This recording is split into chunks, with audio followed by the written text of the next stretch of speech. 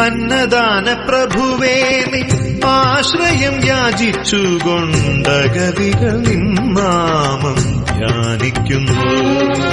അത്താഴ പട്ടിണിക്കാർ തിരുവയ്ക്കത്തെത്തുമ്പോൾ ഒരു പിടി അന്നം നൽകും ഭഗവാനേ. അന്നദാന പ്രഭുവേ നിൻ ആശ്രയം യാചിച്ചുകൊണ്ടഗതികൾ നിന്നാമം